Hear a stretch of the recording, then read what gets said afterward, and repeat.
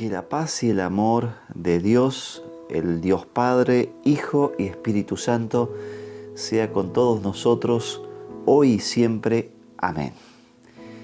En esta oportunidad elegí un texto del Evangelio según San Marcos, en el capítulo 1, una serie de versículos que iremos destacando, y donde buscaremos responder a una pregunta.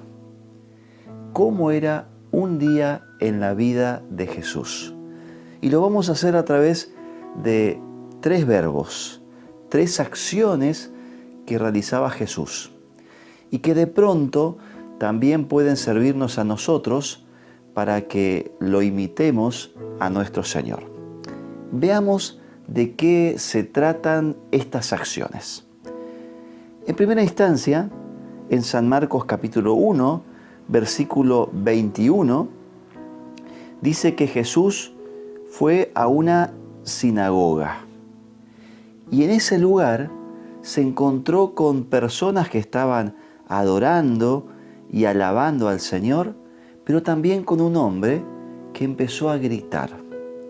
Gritaba porque estaba poseído por un espíritu impuro, dice la palabra. Comenzó a cuestionarlo a Jesús diciendo, ¿quién sos vos? ¿Qué haces acá? Y Jesús, con toda autoridad, en el versículo 25, dice lo siguiente. Pero Jesús lo reprendió y le dijo, cállate y sal de este hombre. Y al instante, el espíritu impuro sacudió al hombre con violencia y gritando con todas sus fuerzas, salió de aquel hombre. Esta última parte la encontramos en el versículo 26. Todos quedaron muy asombrados por el poder y con la autoridad con la cual hablaba nuestro Señor. Acto seguido, como Él había elegido a 4 de sus primeros apóstoles, a Andrés, a Pedro, a Juan y a Santiago, deciden ir a la casa de Pedro y Andrés. Y cuando llegan a la misma, se encuentran con una situación. La suegra de Pedro estaba enferma con fiebre. ¿Qué fue lo que hace Jesús? Dice el versículo 31, se acercó y tomándola de la mano, la ayudó a levantarse. Al instante la fiebre se le fue y ella comenzó a atenderlos. Tal vez nos parezca algo muy simple esto de la fiebre, porque hoy día con ibuprofeno o paracetamol combatimos la fiebre. Pero en aquellos años, cuando la medicina no había adelantado tanto como en el presente, la fiebre realmente era un problema a tal punto que podía una persona terminar pereciendo, falleciendo a partir de la misma. Pero Jesús, sin mediar palabras, simplemente tocándola, termina restituyéndola, sanándola. Después de seguramente compartir el almuerzo, la merienda, dice que mucha gente comenzó a congregarse en la casa de esta familia. Y en esa circunstancia, Jesús sanó a muchas personas. Miren lo que dice el versículo 34. Y Jesús sanó a muchos que sufrían de diversas enfermedades. Y también expulsó a muchos demonios, aunque no los dejaba hablar porque lo conocían. Por lo tanto, podríamos decir acá, en este uso del verbo, Jesús sanaba. Jesús sanaba. Bueno, hoy día también la sanación termina siendo algo muy importante para nuestras vidas. Habitualmente pensamos en el cuerpo, porque ¿quién le gusta estar enfermo? Pero sabemos que el Señor, según sus propósitos y voluntad, puede traernos sanidad en el cuerpo. En circunstancias por su intervención directa, por su misericordia. Pero en otras oportunidades porque también coloca delante de nosotros personas que pueden ayudarnos a la sanación. E incluso la misma medicación es también providencia del Señor, porque a ciertas personas le dio la inteligencia para generar medicamentos, los cuales sirven para ayudar a que las personas restablezcan y restituyan su salud. Pero hay también otras formas de ser sanados. De repente alguien está angustiado y tiene un problema anímico, una buena palabra, un buen aliento, termina siendo sanidad para ese espíritu quebrantado. Y la palabra del Señor frente a ello hace una gran obra. O incluso aquellas personas que están lejos del Señor, están enfermas espiritualmente, cuando el mensaje es anunciado y es creído y el Espíritu Santo obra en las personas o en esa persona, la misma recibe la sanidad de su espíritu porque recibe perdón en el santo y precioso nombre de Jesús. Así también nosotros podemos ser instrumentos para traer sanidad a otras personas, siempre en las manos y direccionados por nuestro buen Señor. Segunda acción de Jesús. El día anterior había sido día sábado, día de reposo. Por eso habían ido a la sinagoga.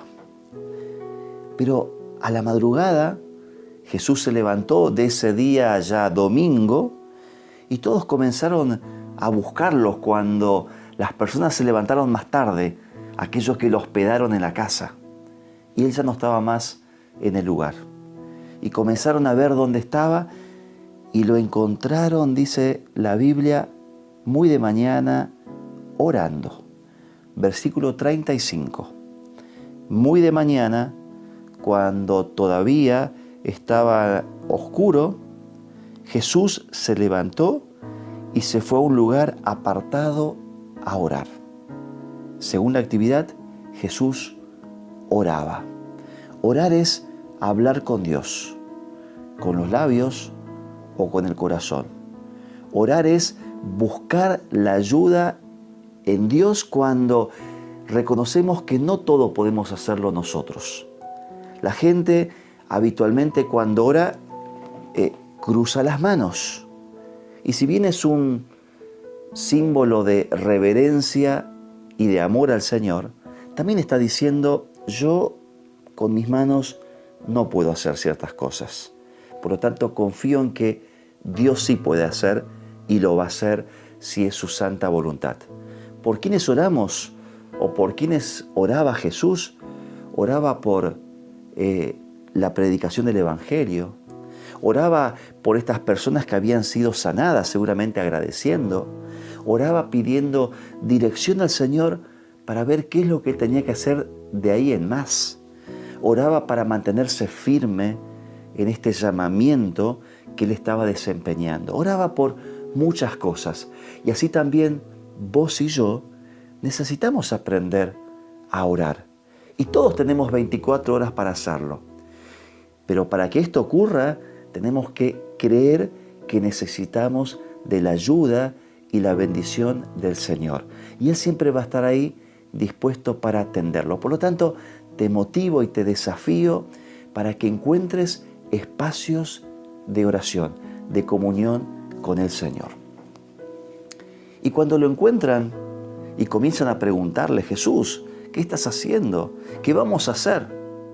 Y en el versículo 38 dice, vayamos a las aldeas vecinas para que también allí predique, porque para esto he venido.